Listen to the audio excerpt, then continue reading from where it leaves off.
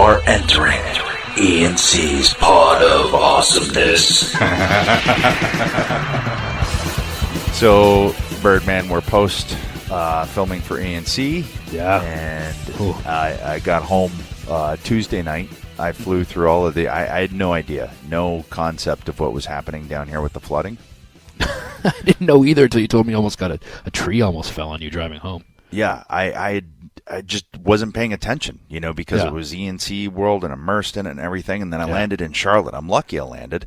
It was pouring rain and everything, and I saw all the flights were delayed. So being, doing what you do as a former worker, brother, I got to make the town. And when the town is coming home to my kids, and I'm definitely making that town. So I rented the car. I hopped in. I put that bitch in the wind, and and I got going. And then I realized, oh man, this is like a thing. Like you couldn't see. It was like torrential sheets of but I was still doing it. And finally I get to Interstate 26, and I just see this massive tree fall into the interstate. Like if there was a car under it, they were toast. So it happened like right in front of you. You actually saw it happen.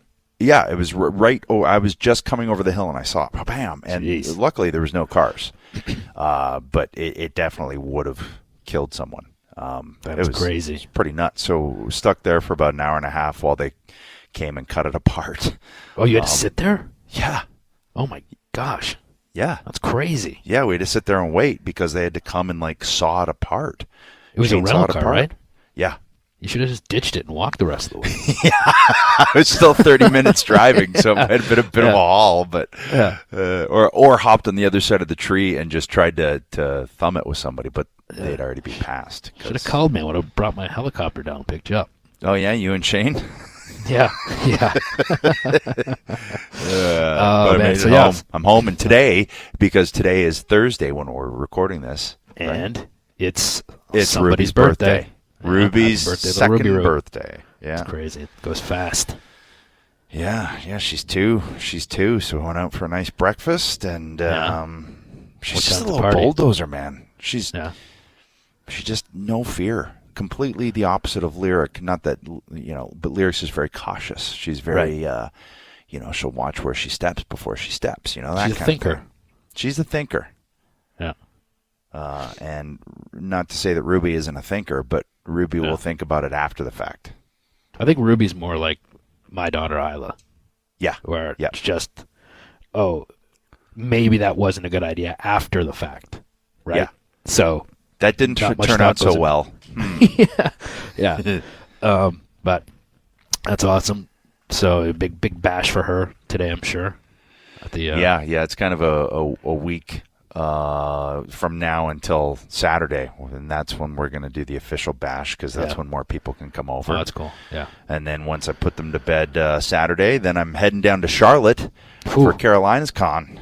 There you go. Carolina Con. I should say it right. And I'm there Sunday. Yeah. That's awesome.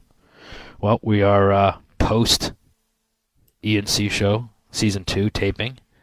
I thought the overall, it was so much fun. It's kind of like bittersweet at this point, right? Because it was so much work we put into it, and there was obviously the little bit of the space in between where we weren't sure what was happening with it, and then it ultimately came back, and then we jumped right back in, and but really glad it happened. I think the people that like the show are going to like this season even better. I think. Just because we just had so much more time to write it and develop it, and we knew what the show was. So I think it's going to be, people are going to like it.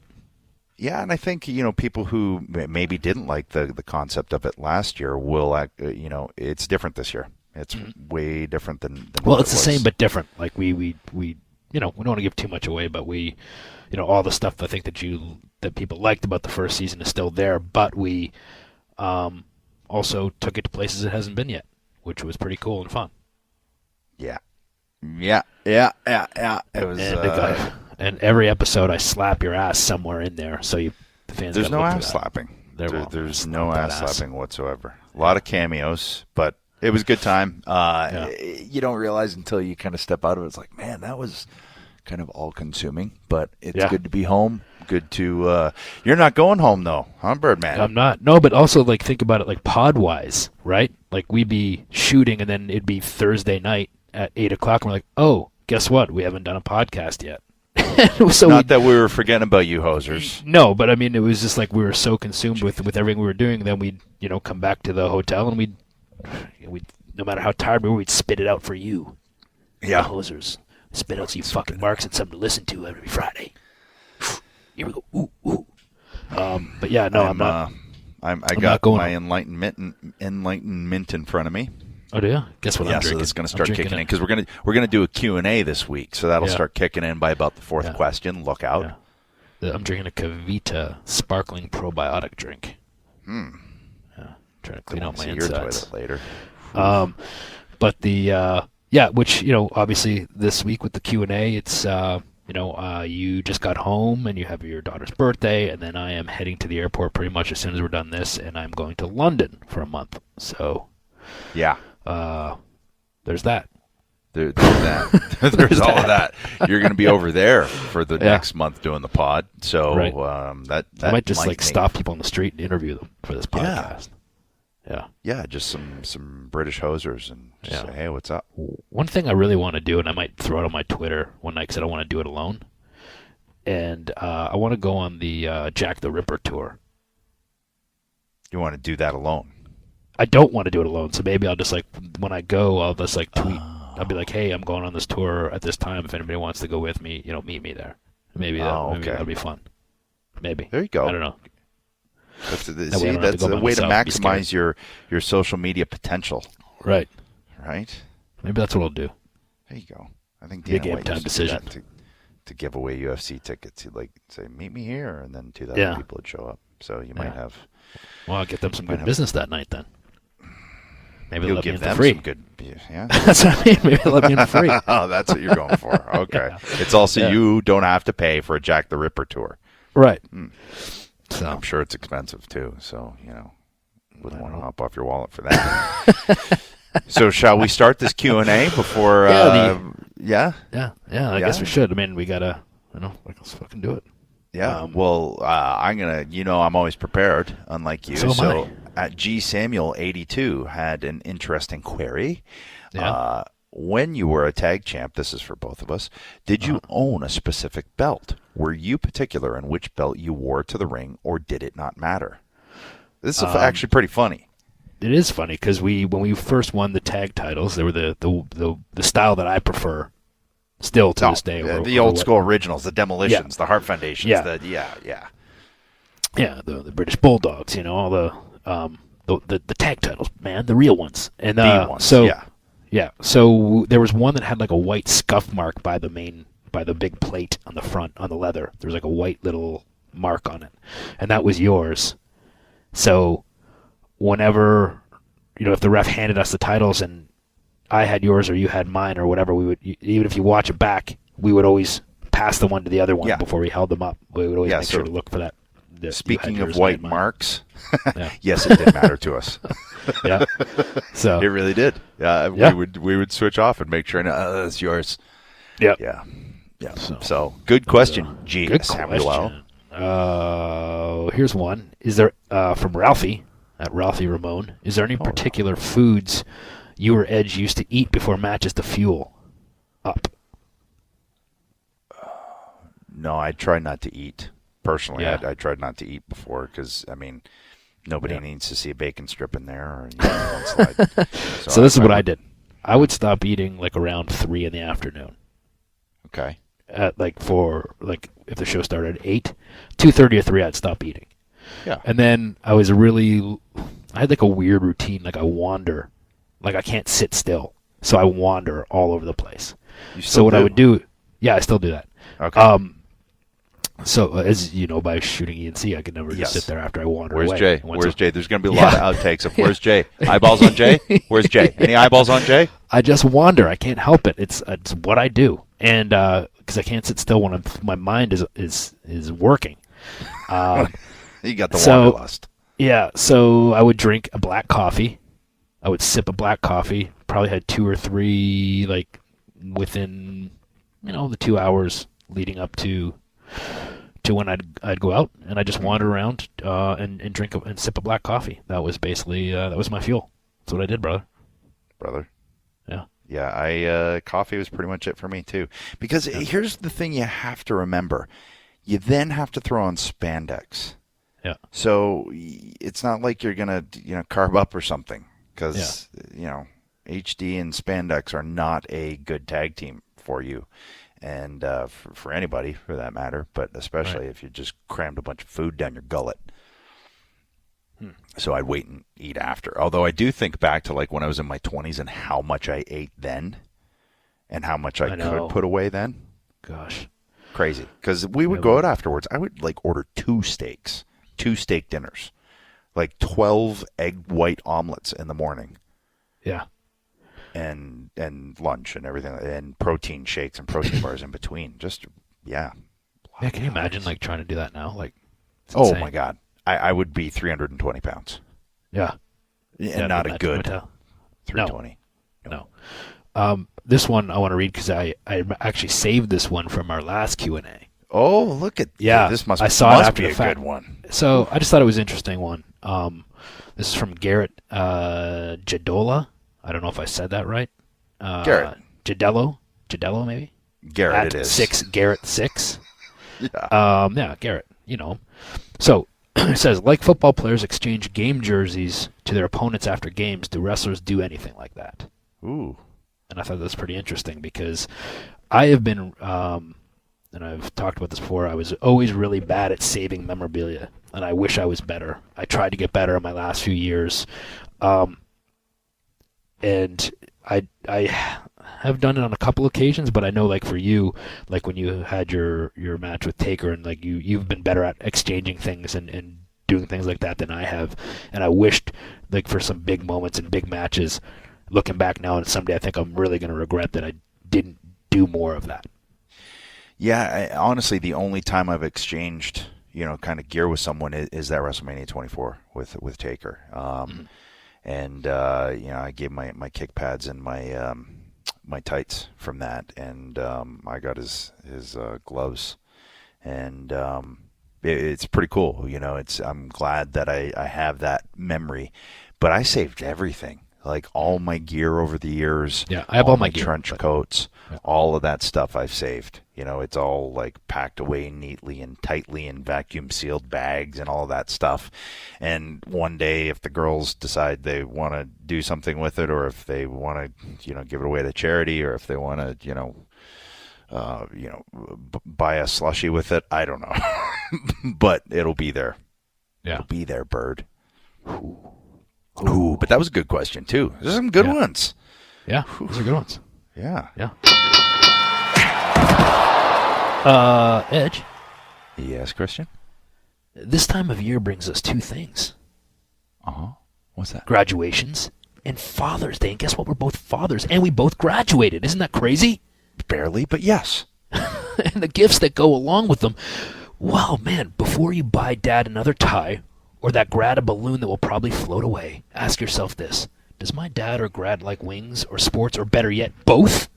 If the answer is yes, then you get them a Buffalo Wild Wings gift card. Right now, if you purchase $30 worth or more in-store or online, they'll give you a $5 bonus to keep for yourself, and that's a gift that gives back. How generous of you.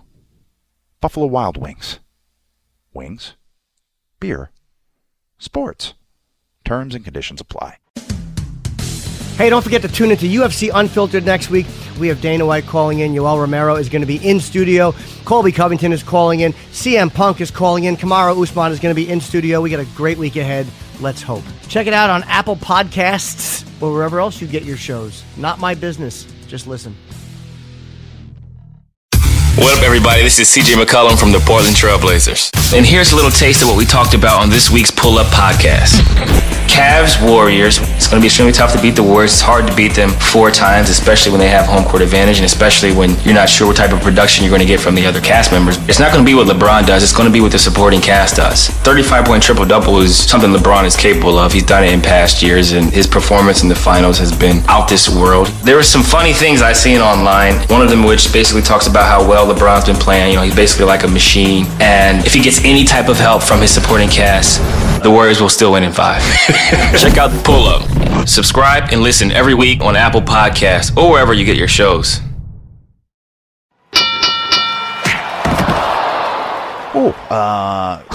Gavin at Gavlar87. Have you ever met someone who left you starstruck?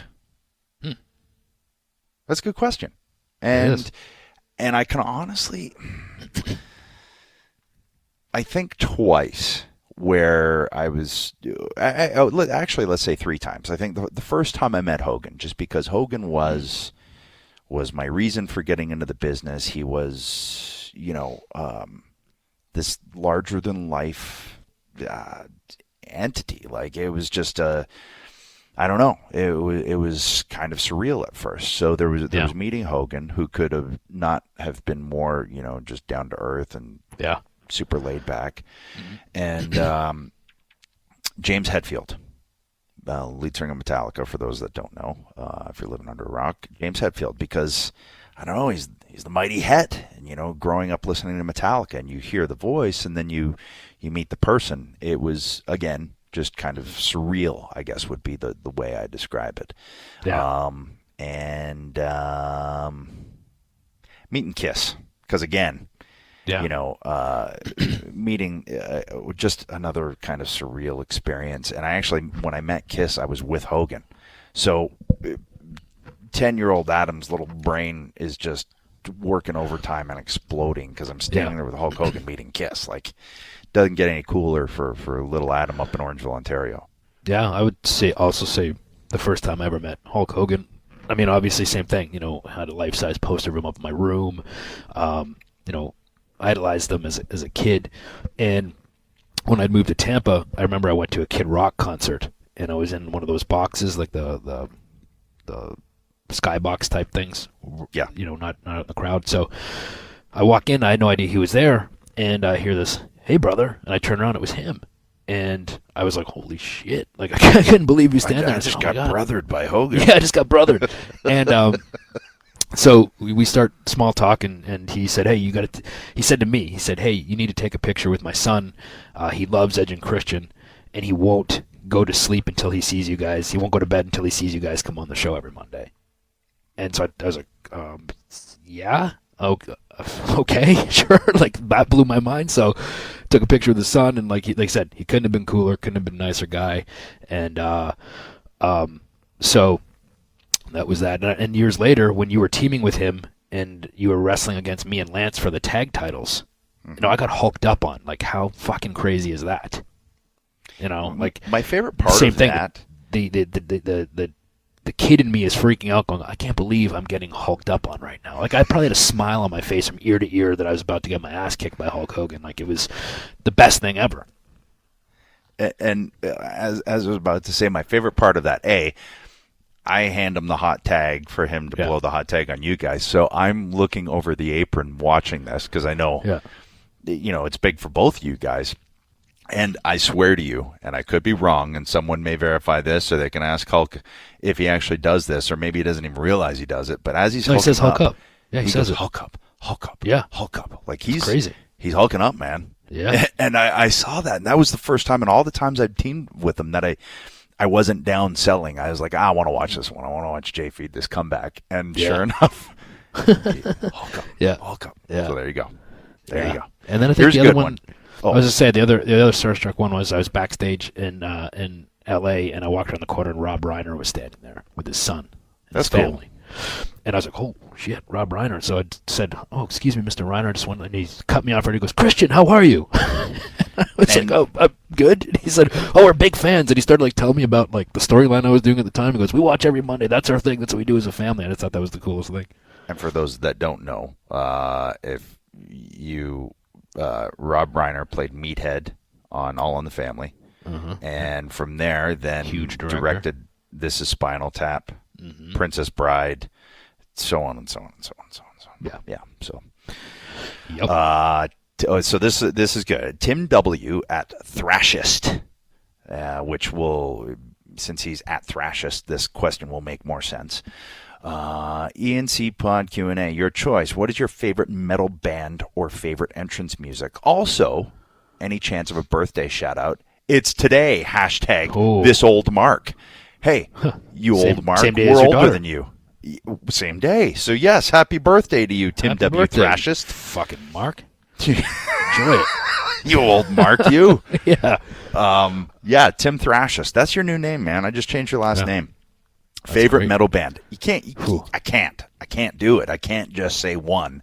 I can't, because I can go down this whole wormhole. We can go back to Blue Cheer. We can say, okay, Sabbath was. We can say it was Deep Purple. You can go all the way back to who started this whole kit and caboodle. Was it Steppenwolf for saying heavy metal for the first time in lyrics? Or do you go to new wave of British heavy metal, and now you start to get into the Saxons and the Iron Maidens and all of this stuff, and then who by then, influenced Metallica and Anthrax and Megadeth and Slayer. And then we get into, the 90s and everything beyond, and I can't do it. I can't just name one. Pantera's got to be in there because they had more groove than any metal band I'd ever heard. Oh man, it's just it's too tough. Currently I'm really digging Machine Head. I'm really into Ghost. I would say for me it's probably Metallica. I'm just going to say that. And that's an easy one to say. Yeah, but that's, I get it. I'm it's not tough as to dispute. super into heavy metal as you are, but I do enjoy some heavy metal. I also like some old Motley Crue. Motley Crue. It depends. Yeah, I mean, you can call them metal, sure. Why not? They're old stuff. Yeah. There's so much, and then you're looking at which genre are we going to talk about the Motley Crues of the world? Are we going to? There's just it's thrashist, man. You got to know what you just threw in my lap here. This I'm going to have to cut this off, or else you'll talk about it for an hour trying to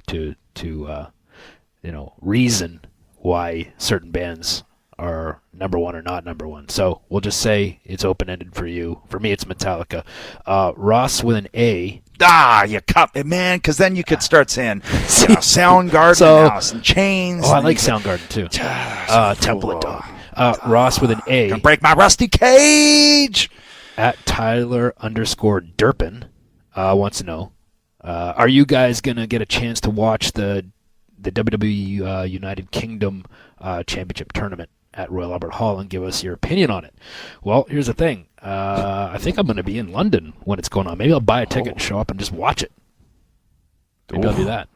You won't buy a ticket. There's no way. You're going to try and somehow weasel your way into free tickets. You don't want to pay for a Jack the Ripper, yet you're going to pay. No way that's Well, then I'll have the money for the ticket if I don't have to pay for Jack the Ripper. Oh, okay. See what I did there? Yeah. All right. I see it.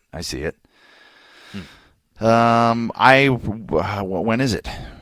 When is it again? I think it's June 18th and 19th, I want to say. I'll watch it at some point.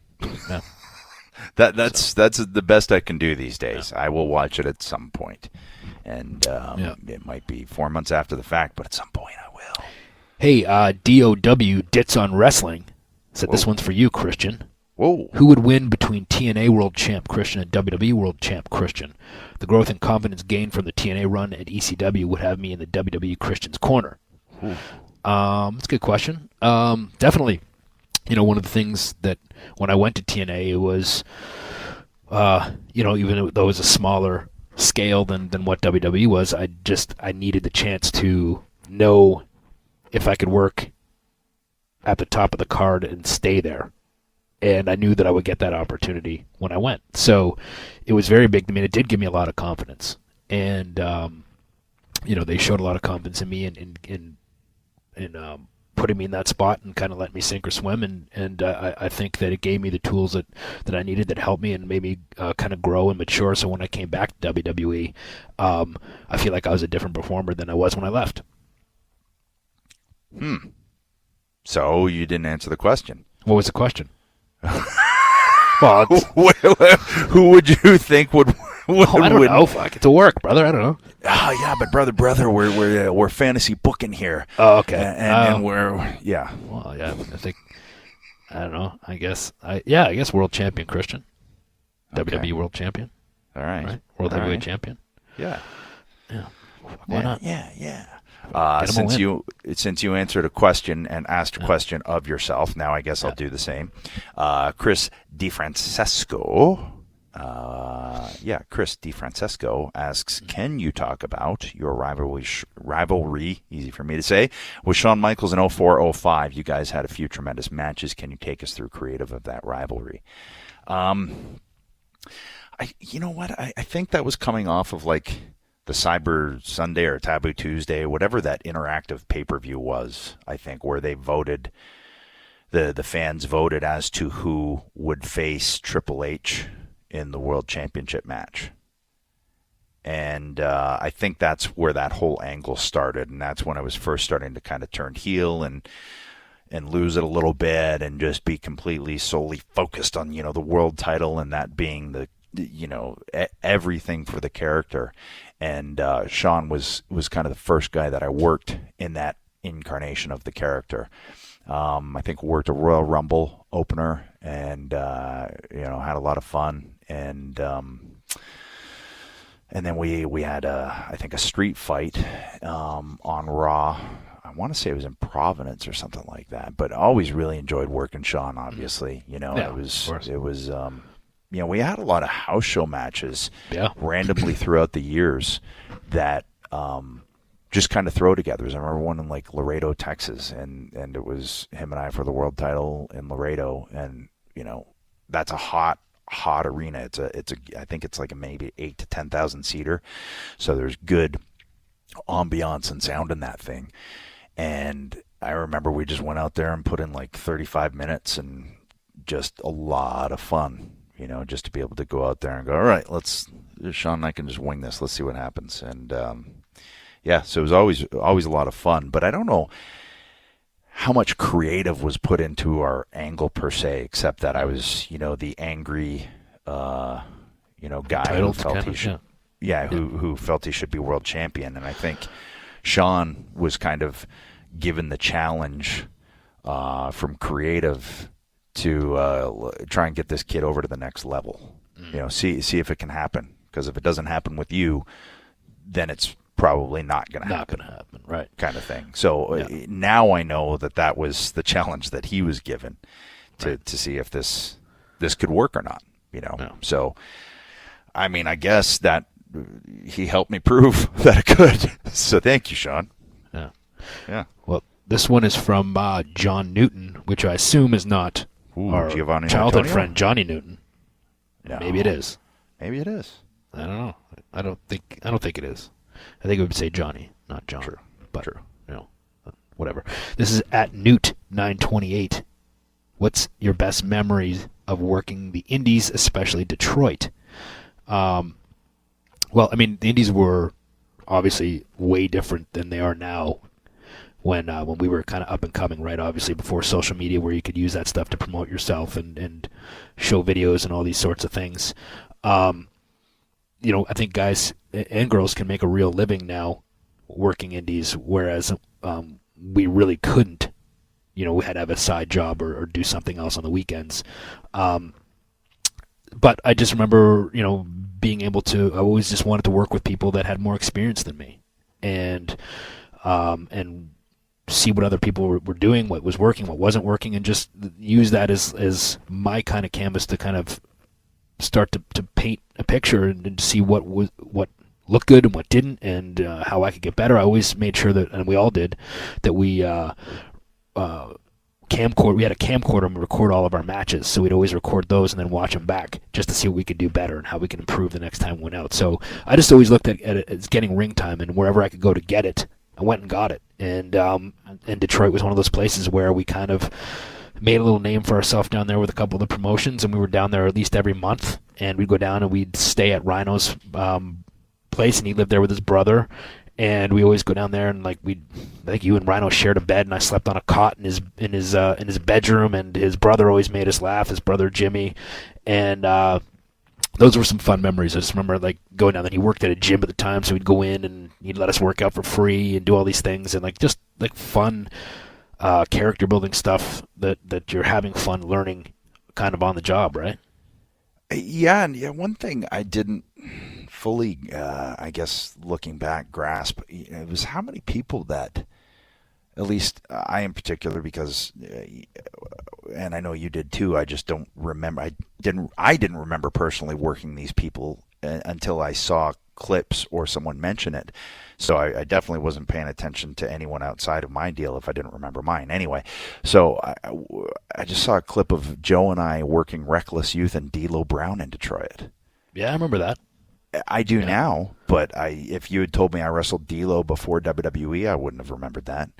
I wrestled, and I completely forgot about this, but I wrestled the Rougeaus and Jean-Pierre Lafitte, right? Carl Ouellette. Carl Ouellette, yeah. And they were all doing a Quebecer gimmick, and I think it was just to see whether it worked or not, and it was in a dark match, for WWF. And I'm like, oh, man, yeah. Like, I worked Ray and Jacques, and, I knew I worked Carl because I worked him a bunch on the house show loop. But I don't know, there's just some random stuff that I forgot over the years. Like, I worked Big Boss Man in a bunch of singles matches, and just a lot of names that either aren't around anymore that I wouldn't have necessarily remembered, like working John Tenta and just a lot of people that I grew up watching that I actually got to work. Not that I grew up watching D'Lo, but yeah. So there you go. Yeah. Somehow Detroit wrestling got me onto that rant. So. Yeah. No, I mean that was like I said, that was a big spot for us in Detroit because we got to go there every month, so it was a constant when it was, not like now. There's something going on somewhere every single day of the week probably, but when we were coming up, you were lucky if you got twice a month, right? Yeah. So, if anything, Detroit was a constant for us. It was going to be there every single month. So, and it was always fun. We always had a good time there. Shirley, at Shirley Shirls with a Z, who from the British wrestling scene would you like on the podcast? Will Ospreay. I think he'd be good to have on. He's doing some really cool stuff, and so yeah, that's or the Pete Dunne, the guy that's been the WWE UK champion for a long time. Yeah, I just saw like a bracket recently of the longest reigning champions currently, and it's pretty impressive how long that he's been able to have that title. So yeah, maybe have a little chat with him. You're going over to London? I'm just saying. Fuck, maybe I'll track him down. Fuck. Maybe you should stalk these guys and find them. Yeah, fuck. I'm coming for you guys. Oh, and I'm bringing Paul Smackage with me, brother. Oh, you better watch out.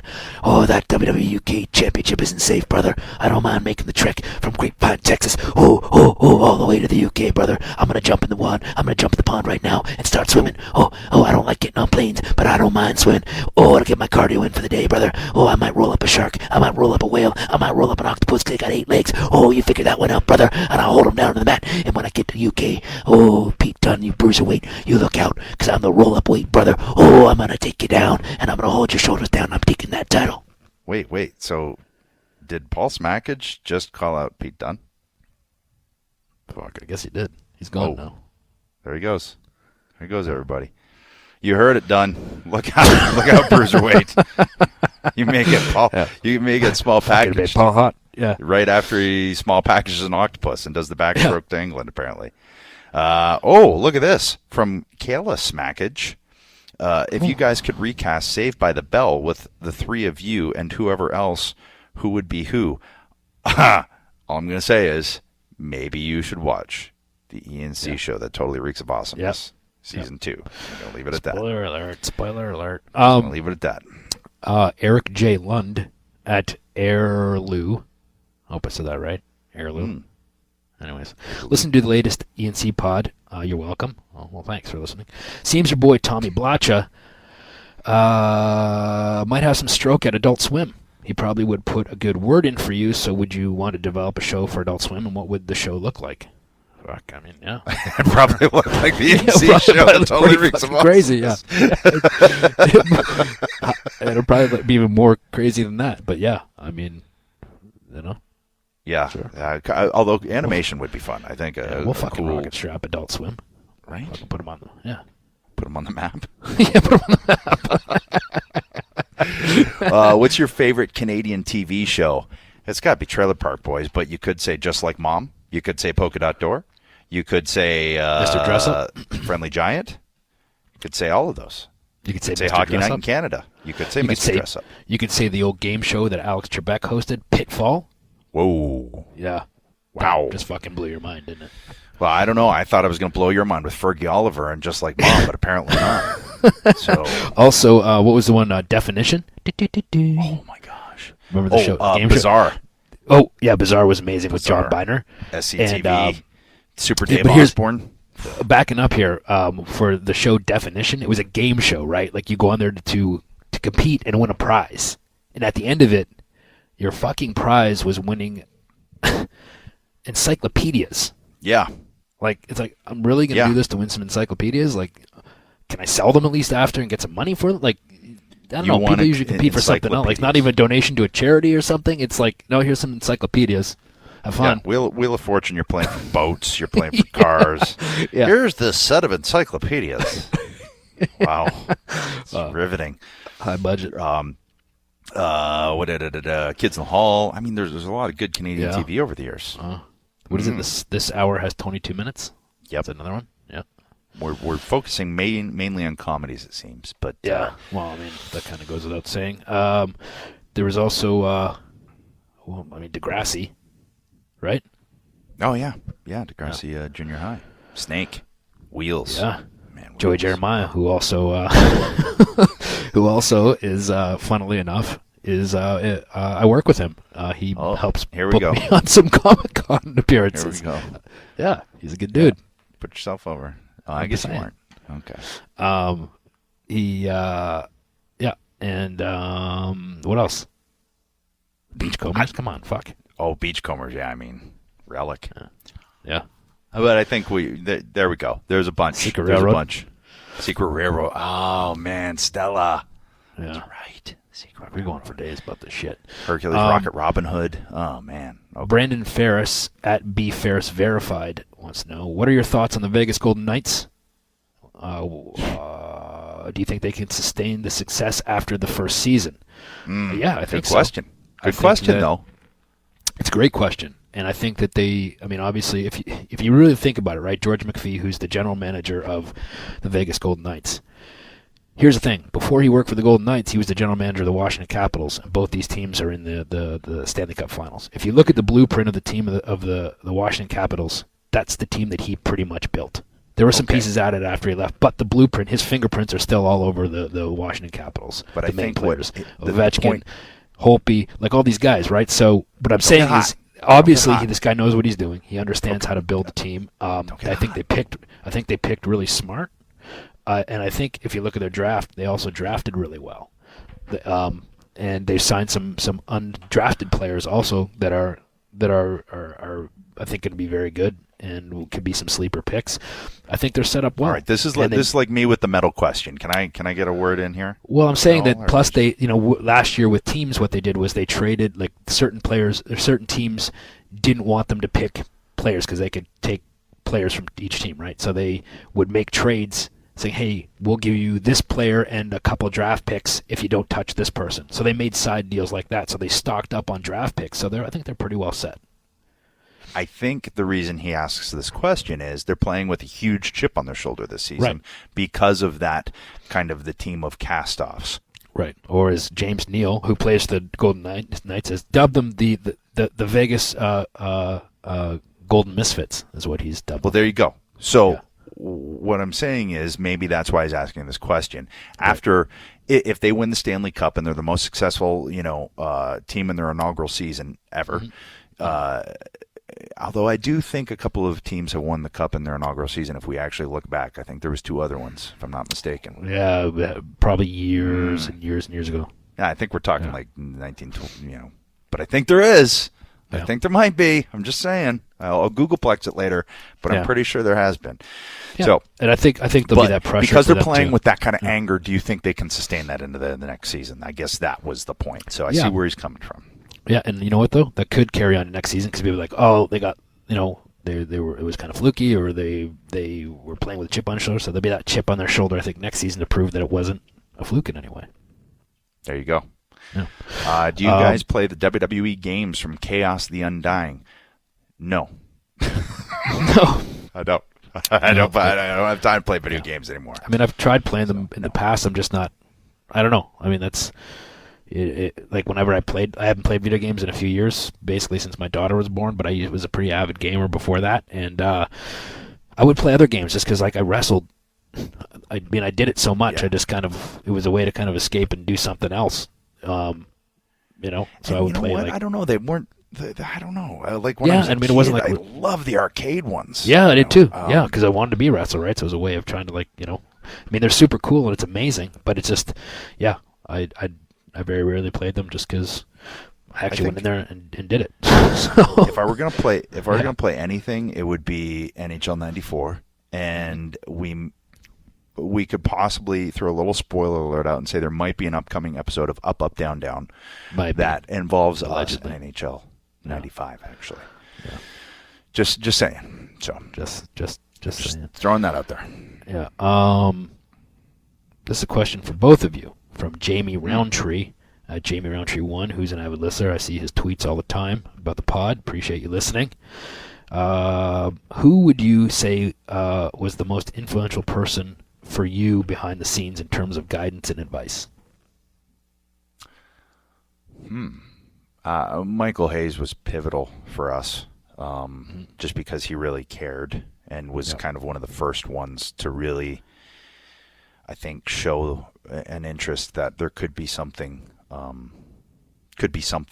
to us, and and it was also Michael who put in a good word for me. I've told the story a bunch, so I'll recap it real quick. I fly down to Stanford for the first time to kind of just meet everyone. Michael Hayes is waiting in a ring in the TV studios. Hop in here. I have a match with him, just completely cold off of the plane, and he put in a good word for me after it.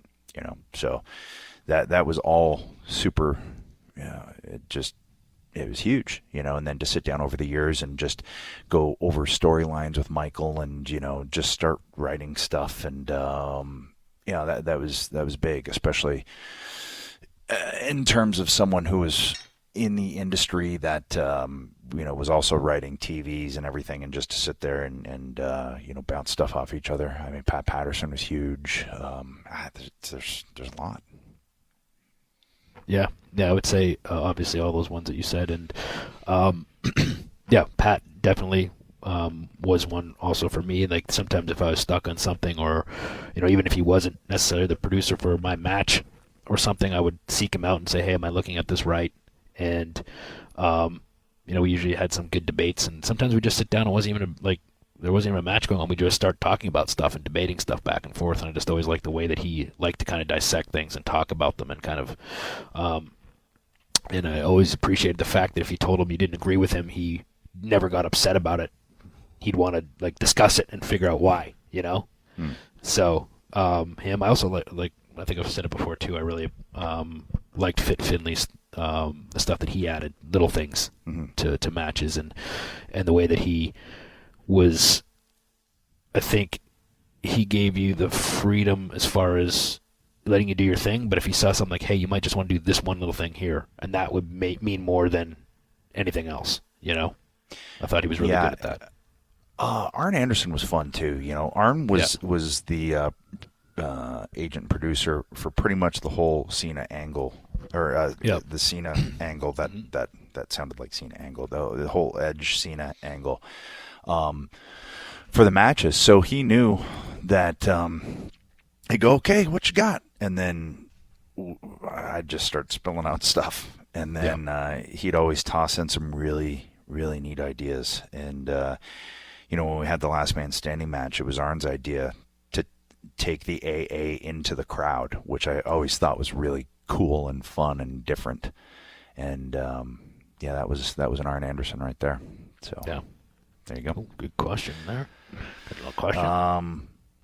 This one could be fun. Alec Krieger, before you were just Edge and Christian, were there any outrageous tag team names that were discussed? Not so much in the WWE, but when we first went to Japan, I remember that, and this is when things like names were super important. You know, like, we got to have a good tag team name, and our entrance music has to be really good. And, you know, stuff that you realize that eventually isn't all that important, I guess.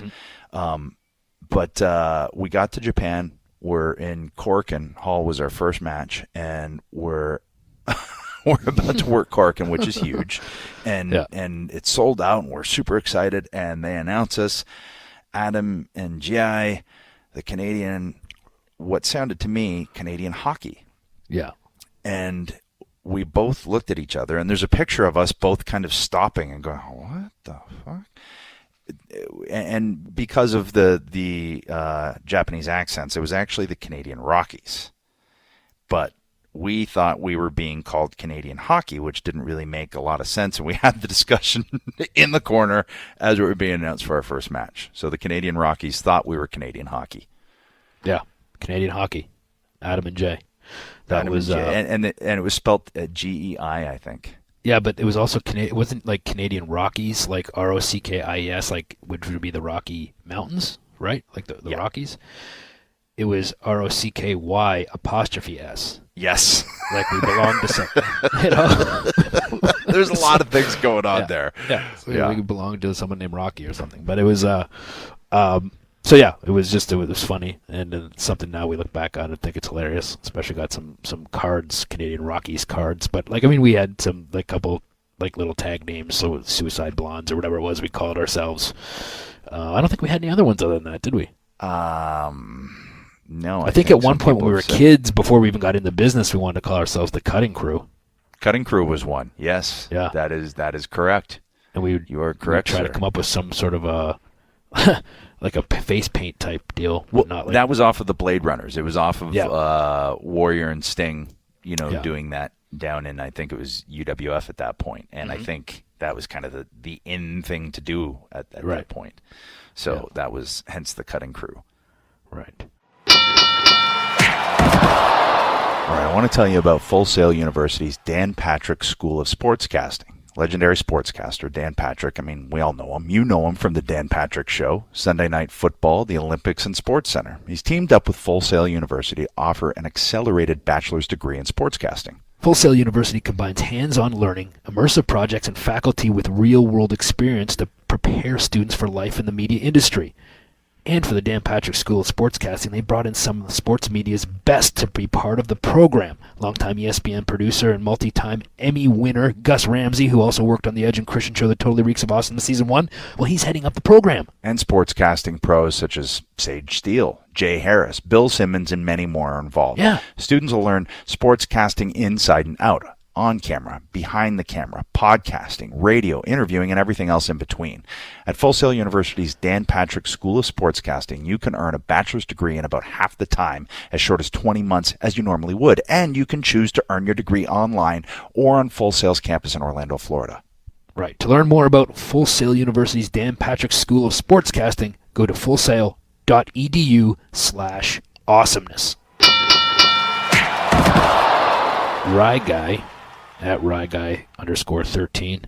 How do you think yours and Edge's career would have turned out if you had never met each other? Gosh, I don't know. I mean, it's what ifs, right? Honestly, I don't even know if I don't know if I would have had one. It's like I think I still would have pursued it, but like we always like pushed each other to do it, and I think we both still would have. I think we would have. I just don't know if it would have been the same, because we were also, not to sound mushy or anything like that, but like, obviously we're the same.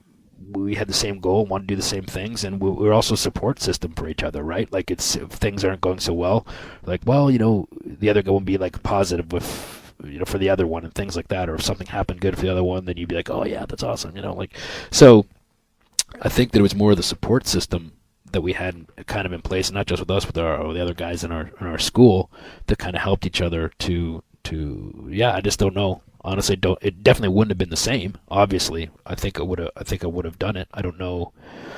Yeah, it's kind of scared to think of how it would have all went down, because I think that I don't know. I don't even know. I just know it wouldn't have been the same. That's for sure. I mean, what would have happened to Paul Smackage if there were no such thing as a small package? Yeah. You know, what would have happened to Flip Sunset if there were no such thing as a Sunset Flip?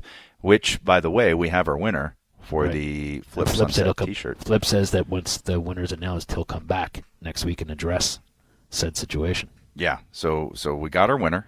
We'll I guess we'll address that next week. Yeah. Fair enough. Fair enough. Ooh, Flip's coming back. I guess that we've been in contact with Flip's people. It's tough, man. It's tough. It's tough to get a hold of them, man. Just saying. Yeah. 6-sided ring or traditional ring? Mike Watson, traditional all the way. I could never get with the 6-sided, but you have a much more educated opinion on this since you've worked in both. I never have. Well, I mean, I'm traditionalist. I like the square ring. I get that the 6-sided one looked different, but I don't think it was enough to be like, oh man, this ring is so different. You know, it was a little bit awkward to wrestle in because sometimes if you're shooting somebody corner to corner, you had to like adjust because it wasn't directly across a couple points in it, you know? Yeah. And it was also really hard. Like it was a hard ring. If you weren't bumping like pretty much around the middle of it, like around the edges, were super, super hard and it hurt. So, I've always been partial to square ring. I mean, I got used to it. And I didn't even think about it at a certain time. But like even little things, like when you climb up on the top rope, to jump off the top rope, the foot positioning is further apart because of the kind of where the ropes are you know, the distance, I guess, that they have to travel to the next post, right, is different than when the ring is square. Okay. So it was a smaller area to put your feet on a regular ring, and it was further apart. I always found it harder to jump off the top rope with your feet really far apart. So, and you also didn't get the same spring. But, you know, you got used to it. A ring's a ring, really, but I like the appeal. I like the whole thing of the traditional square ring, personally. There you go. Both of us. Square. Yeah. We're both square, brother. So, Matthew Stender at Fatty Fat Matt. Okay. Fatty Fat Matt.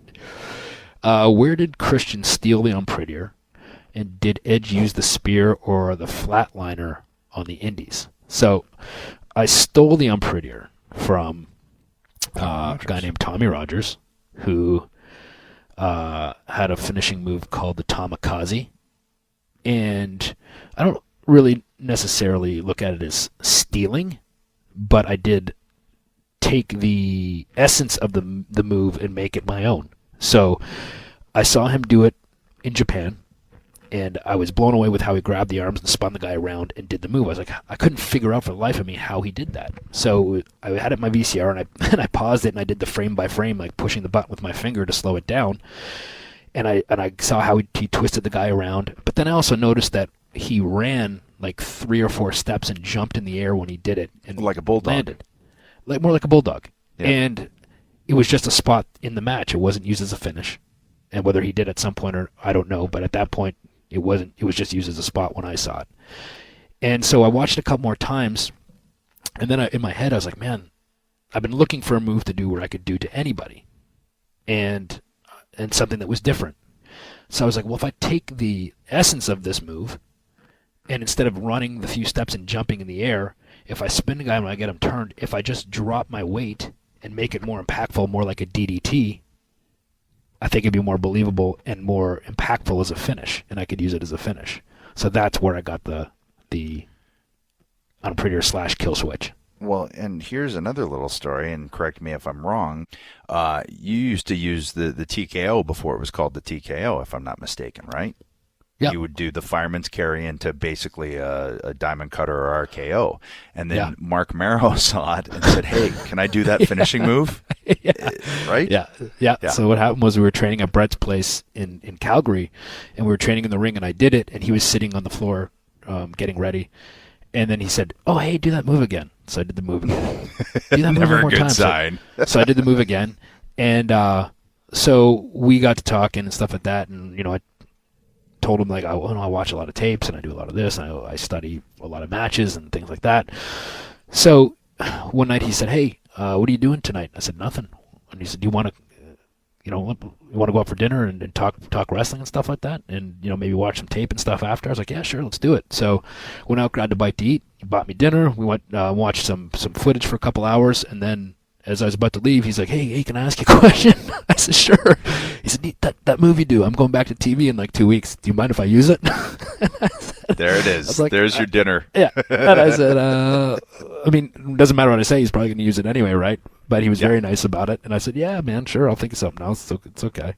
And so that happened. But, obviously, he was very nice about it. And obviously didn't have to ask me if he could use it. He could have just used it. But he was very friendly about it. Ooh, well, Lucy Reed at Press X to Lucy. Who would win a tornado tag match between Paul Smackage and Flip Sunset versus Edge and Christian? Oh. Whoa. And here's the thing. I'm not even sure it would be Edge and Christian against Paul and Flip. It might be Flip and Edge against Paul and Christian. Yeah. Or it could be Paul and Edge against Flip and Christian, because that's a good tag team name right there. Flip and Christian. I don't want to think about it, man.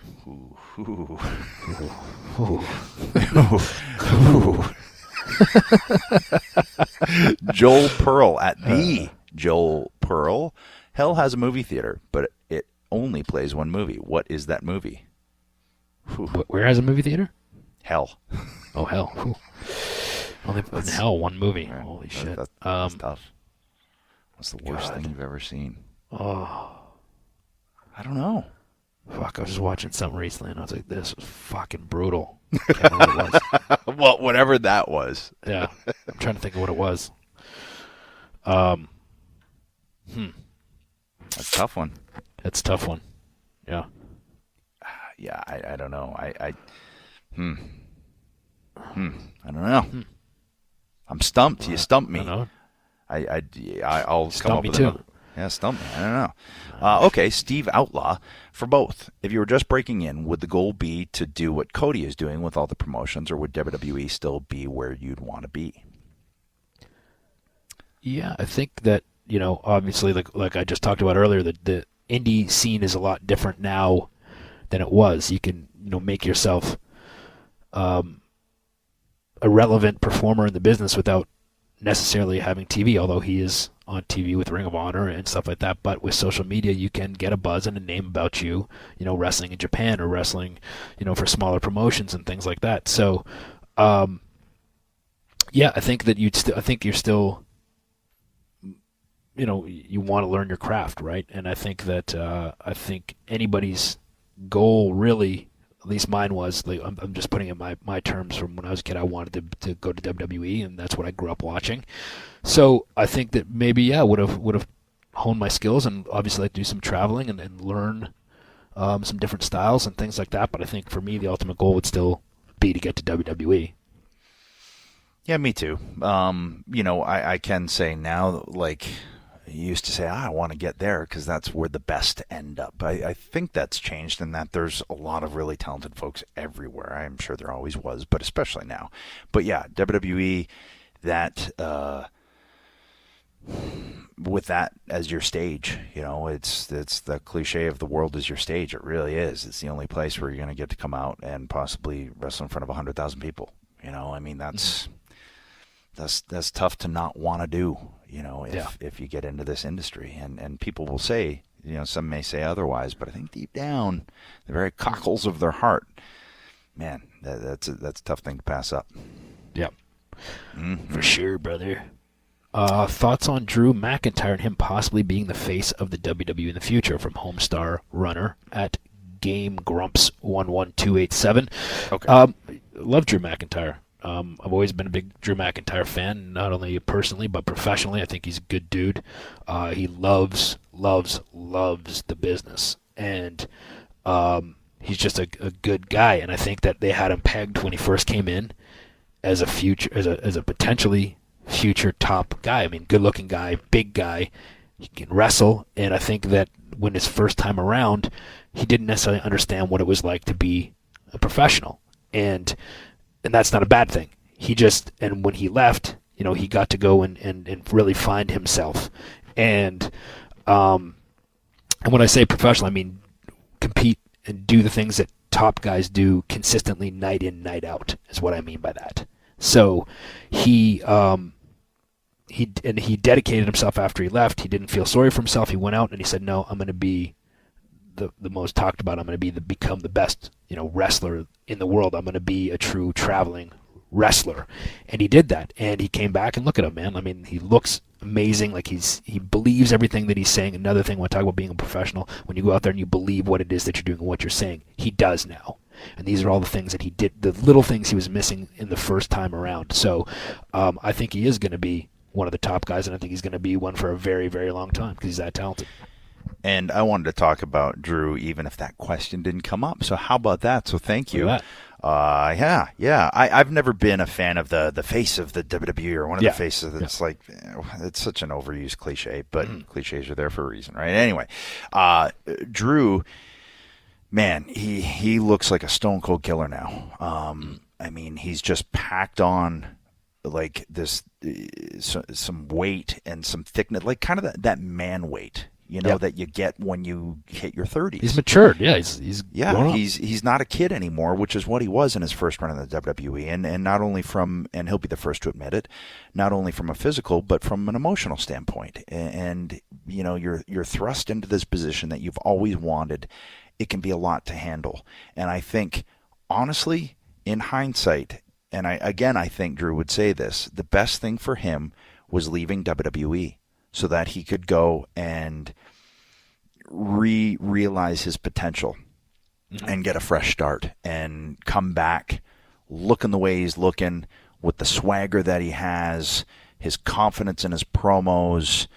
It's all right there, man. And I think if the company's smart, I think he's a guy that you definitely use as a go-to because like you said, he is a lifelong fan. This is what he's always wanted to do. And he's a good dude. I like Drew a lot. So shout out to Drew. And, hey, Drew? We're also forgetting the fact that he's coming back from a torn bicep, too. Yeah. And it doesn't look like he's, missed a step. So No. And I think he's better suited for the SmackDown or Raw roster than the NXT roster. Anyway, my opinion. And I just think that he's, like I said, as you said, I am not a fan of also saying, the face of WWE, but he's going to be one of the top horses there. He's going to be a guy they hitch their wagon to, and he's prepared to carry the load this time. I agree. So we may need to edit this out. I don't know, but Ben Davis at Ben Davis 86 has apparently written a song about Paul Smackage. I haven't listened to it. I'm seriously just clicking on it right now. I have no idea what to expect. Here we go. Okay, press play, Adam. Here we go.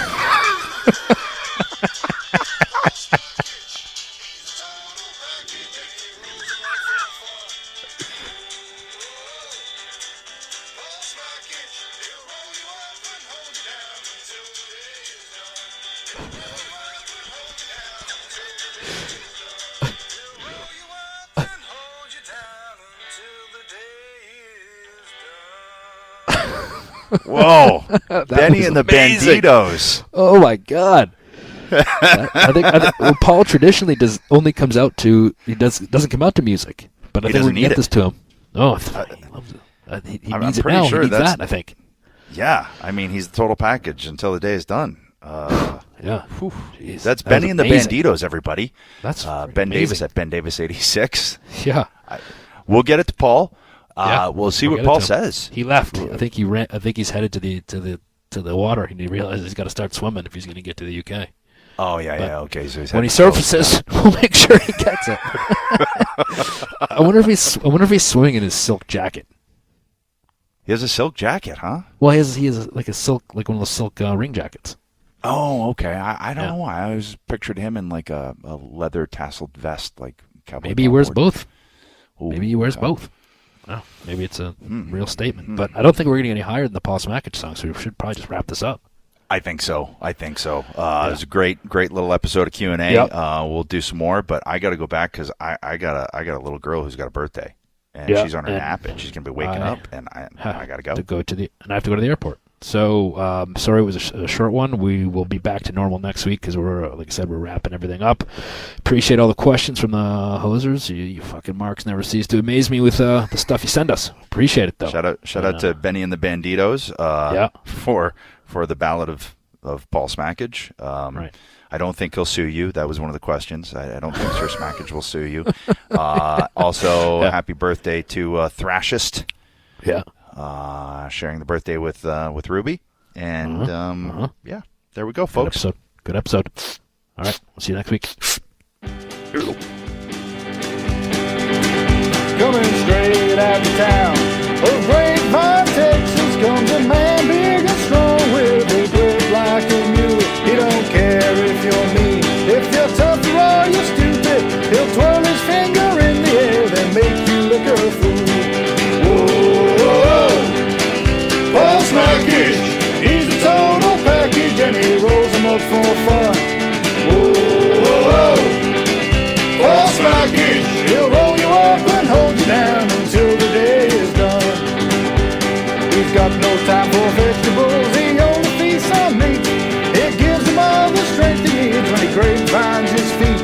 So always remember, if you're lazy or you're working, look over your shoulder, cause Paul Smackage is lurking. Paul Smackage, he's a total package, and he rolls them up for fun. Paul Smackage, he'll roll you up and hold you down until the day is done. He'll roll you up and hold you down until the day is done. He'll roll you up and hold you down until the day